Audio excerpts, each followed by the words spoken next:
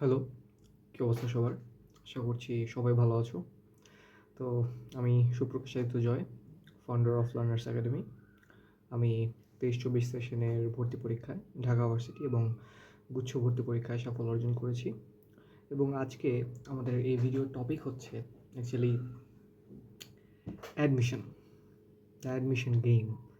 যে জিনিসটা আসলে আমাদের যে একাডেমিক লাইফ আমরা যেটা পার করেছি, আমাদের স্কুল লাইফ, কলেজ লাইফ, সেটার থেকে বেশ খানিকটা ডিফারেন্ট।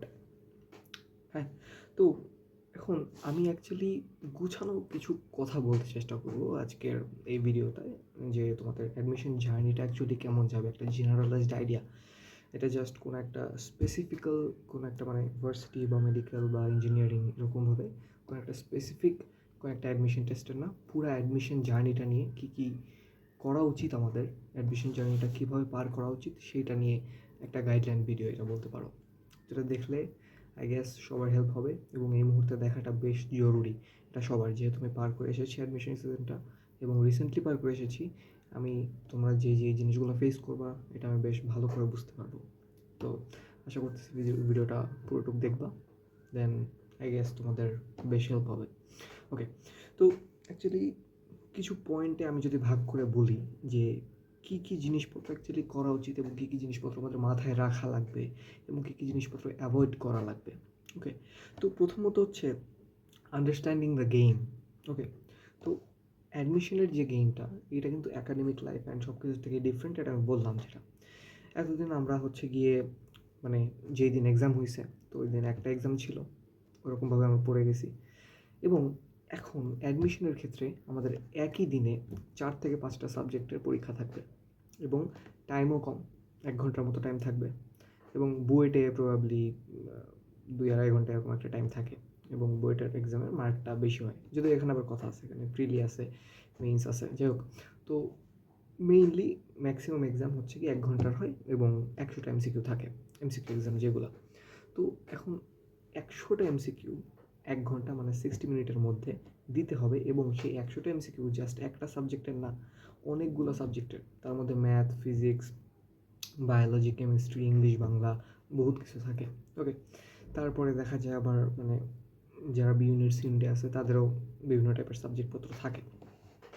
তো এতগুলো জিনিস একসাথে মাথায় নিয়ে একটা এক্সাম দেয়া, আর এতদিন যে এটা এক্সাম দিছো এটা কিন্তু ডিফারেন্ট। এটা মনে হইতে পারে যে না এক্সামই তো, বাট ইটস ডিফারেন্ট। এই জন্য অনেক ভালো স্টুডেন্ট কিন্তু অ্যাকচুয়ালি দেখা যাচ্ছে অ্যাডমিশনের এই গেমগুলোকে ধরতে পারে না। অ্যাডমিশনের পড়াশোনার ধরনটাই একটু ডিফারেন্ট হবে অ্যাকাডেমিক্সের থেকে, ঠিক আছে? তুমি একটা জিনিসের প্রতি অনেক বেশি মাস্টার হতে গেলে তোমার ঝামেলা হবে।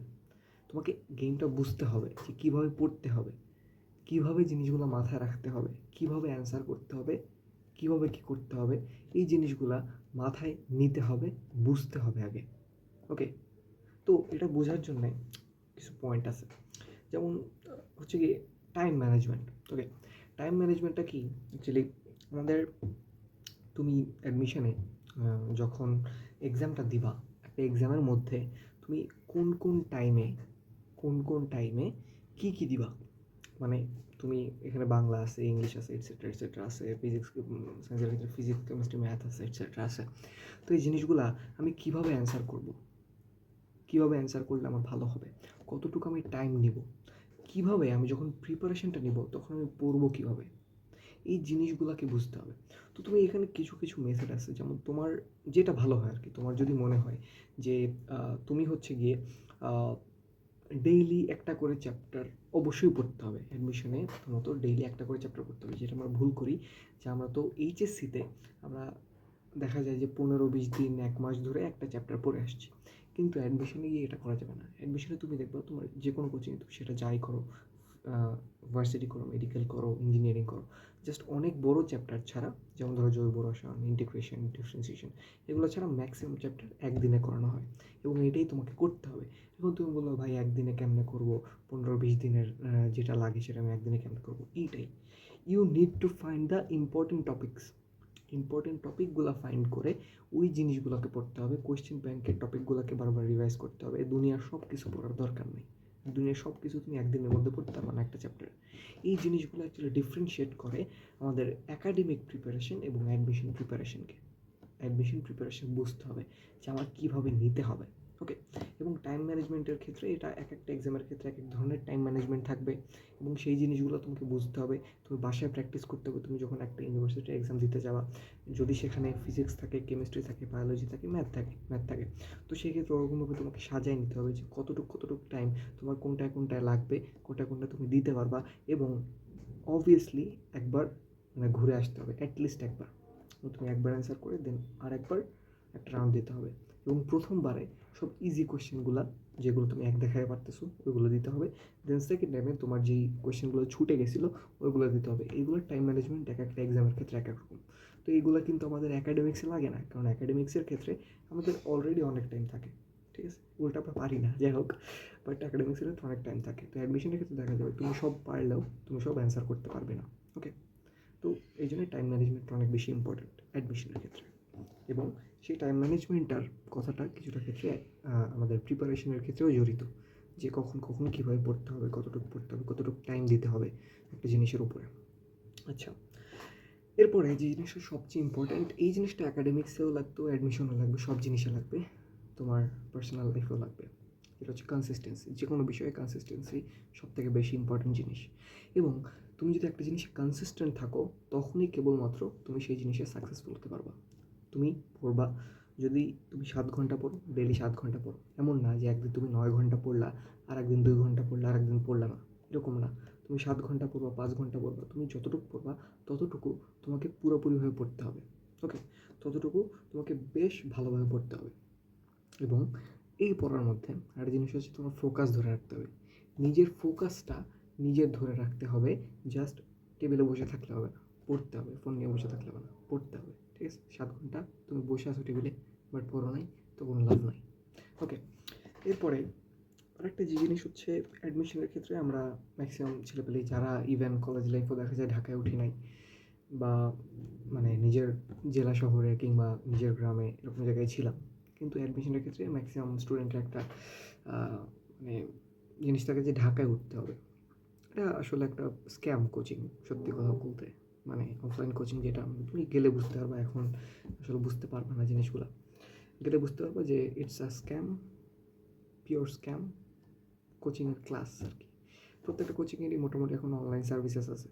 তো তুমি দেখবা, বিশেষ করে আমি যে কত গভীরে না যাই, তাহলে ঝামেলা হতে পারে, বাট আমার মতে তুমি যে জায়গায় আসো অ্যাডমিশন টাইম সেখানে থাকা উচিত। বাট হ্যাঁ, একটা ডিফারেন্স আছে, যেটা হচ্ছে ঢাকায় গেলে তুমি কম্পিটিশনটা বেশি বুঝতে পারবে, বাট সেটার ক্ষেত্রে একটা মানে প্রবলেম যেটা থেকে যায় সেটা হচ্ছে কুসঙ্গ, যে তুমি কার সাথে উঠতেছো। ঢাকায় তুমি উঠো, ওকে, তোমাকে অনলাইন ক্লাস করতে হবে বা তুমি যা এক্সাম দিবা, এক্সামগুলো দেওয়ার ক্ষেত্রে ঢাকায় যাওয়া উচিত, কারণ হচ্ছে সেই ক্ষেত্রে তুমি তোমার কম্পিটিশনটা বুঝতে পারবা, তোমার আশেপাশের ছেলেপেলে ওরকম চালু হবে অ্যান্ড অল।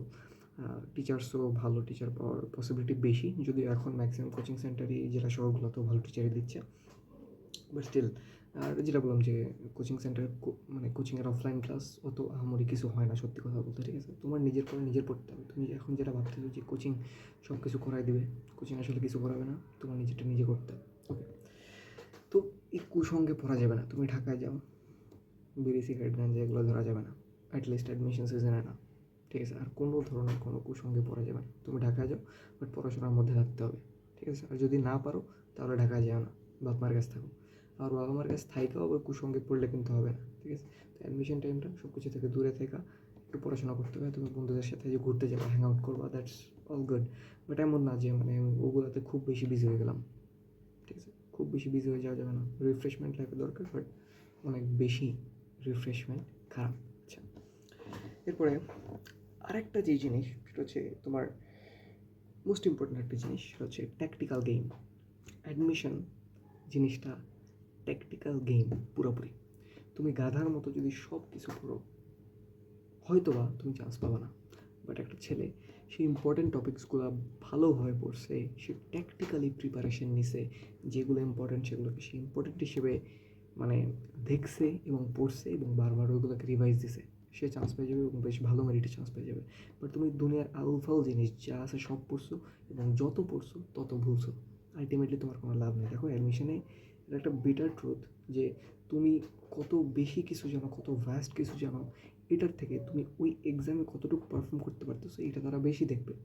ঠিক আছে? তো সেই এক্সামে এতদিন ধরে আমরা এতদিন ধরে যারা এক্সপেরিয়েন্সড আছে তারা যেগুলো ইম্পর্ট্যান্ট বলবে সেইগুলাকে সেগুলো থেকেই আসবে বলেই তারা ইম্পর্ট্যান্ট বলতেছে, সেগুলো থেকে এক্সামে আসবে। একই টপিক থেকে ঘুরে ফিরে প্রত্যেক বছর কোয়েশ্চেন আসে এবং যেগুলো নতুন আসবে সেগুলো বলে দেওয়া হবে, সেগুলো ইম্পর্ট্যান্ট। তো তোমার অ্যাডমিশন টেস্টের ক্ষেত্রে তোমার নিজেকে জাহির করার থেকে তোমার মার্কসটা বেশি লাগবে। অ্যাডমিশন টেস্টে জানো একটা জিনিস, যে 2-3টা কোয়েশ্চেন বা তার বেশি কোয়েশ্চেন অনেক সময় দিয়ে দেয় যাতে তোমাকে মিসগাইড করা যায়, তোমাকে পুরোপুরিভাবে যাতে মিসগাইড করা যায়। মিসগাইড কীভাবে করে, কিছু কিছু কোয়েশ্চেন দিবে যেগুলো অ্যাকচুয়ালি তারা চাইবে যাতে তুমি সলভ করো বোকার মতো। কেন?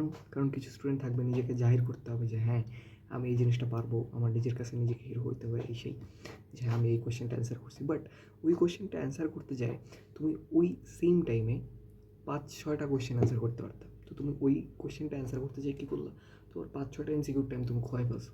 আলটিমেটলি এরকম তুমি 3-4টা এমসিকিউ যখন আরও দাগাবা, তুমি 20-25টা এমসিকিউর টাইম খেয়ে ফেলতেছো তোমার, তোমার চান্স শেষ। ঠিক আছে? এই জন্যে এই জিনিসটায় এই যে অ্যাডমিশন গেম কেন আমি বলতেছি যে ট্যাকটিক্যাল গেম, মাথায় অনেক কিছু রাখতে হয়, এই জিনিসগুলো তোমার কোয়েশ্চেন ছাড়তে জানতে হবে। তোমার মার্কসের দরকার এখানে, তোমার সত্যি কথা বলতে এখানে মার্কসের দরকার। ঠিক আছে? তুমি যতটুকু জানো তার থেকে তোমার যেটা বেশি ইম্পর্ট্যান্ট যে তুমি ওই এক্সামে কতটুকু মার্ক তুলতে পারতো, সেটা বিটার ট্রুথ। এটা হওয়া উচিত না, বাট এটাই হয়, কিছু করার নেই, আমাদের দেশে এই অবস্থা। যাই হোক, তো ট্যাকটিক্যাল গেমটা ইম্পর্ট্যান্ট আই গেস, বুঝতে পারছো। এরপরে আরেকটা যেই জিনিস অনেক বেশি ইম্পর্ট্যান্ট সেটা কনফিডেন্স। তো আমি একটা জিনিস জাস্ট বলবো, এবং এটা জাস্ট জেনে রাখো যে ভাই, যার কনফিডেন্স থাকবে না অ্যাডমিশনে তার চান্স হবে না। তোমার যদি কনফিডেন্স না থাকে নিজের প্রতি, তুমি যত ভালো পড়ালেখা করো তোমার চান্স হবে না, তুমি নিশ্চিত থাকো। সত্যি কথা, কনফিডেন্স অবশ্যই রাখতে হবে। হ্যাঁ, তুমি যত বেশি কনফিডেন্ট হবা তোমার এক্সাম তত ভালো হবে। এবং বিশ্বাস করো, আমি নিজে এক্সাম দিয়ে যা বুঝেছি, তোমার যে এক্সামে তুমি বেশি প্রেশার ফিল করবা সেই এক্সামে যদি তোমার পড়াশোনা অনেক ভালো থাকে, স্টিল তোমার চান্স হবে না। বাট ধরো একটা এক্সামে তোমার প্রিপারেশন তুলনামূলক খারাপ, but you have the confidence that আমি পারবো, অ্যান্ড তুমি কোনো ফিয়ার ছাড়া যদি এক্সামটা দাও, তুমি কোনো প্রেশার ছাড়া যদি এক্সাম দাও, তোমার এক্সাম অবশ্যই ভালো হবে। ওকে, তো বেশি প্রেশার নেওয়া যাবে না এক্সামের ক্ষেত্রে। এক্সাম দিতে গেলে ফুল কনফিডেন্সের সাথে এক্সাম দিতে হবে, এবং পড়াশোনার ক্ষেত্রেও নিজের প্রতি অ্যাটলিস্ট কনফিডেন্সটা রাখা লাগবে। এবং আরেকটা জিনিস লাস্টলি সেটা হচ্ছে স্পিরিচুয়ালিটি, সৃষ্টিকর্তার প্রতি বিশ্বাস রাখা। এবং তুমি যেই ধর্মেরই হও না কেন, তুমি মুসলিম হও, হিন্দু হও, বৌদ্ধ হও, খ্রিস্টান হও, অন্য যে কোনো ধর্মের হও, তুমি নিজের সৃষ্টিকর্তার প্রতি কৃতজ্ঞ থাকো, তার কাছে প্রার্থনা করো প্রত্যেক দিন, এবং স্পিরিচুয়ালি অ্যাক্টিভ থাকো, নিজের মধ্যে স্পিরিচুয়ালিটিকে স্থান দাও। বিশ্বাস করো, এটা অ্যাডমিশনে অনেক হেল্প করে। তুমি সৃষ্টিকর্তার প্রতি বিশ্বাস রাখো এবং সত্যিই ভালো কিছু হবে। ওকে, সৃষ্টিকর্তার প্রতি বিশ্বাসটা কখনো হারানো যাবে না, তার প্রতি প্রার্থনা করাটা কখনো থামানো যাবে না। ওকে, তার প্রতি কৃতজ্ঞ থাকবা সব সময়, এবং আলটিমেটলি তিনি তোমাকে ভালো কিছু উপহার দিবেন। তো ধন্যবাদ। আমি যে কথাগুলো বললাম এইগুলাই একটু মাথায় রাখার চেষ্টা করবা, এবং অবশ্যই তোমার চান্স হবে, তোমার জীবনে ভালো কিছু অপেক্ষা করতেছে। তো ধন্যবাদ সকলকে।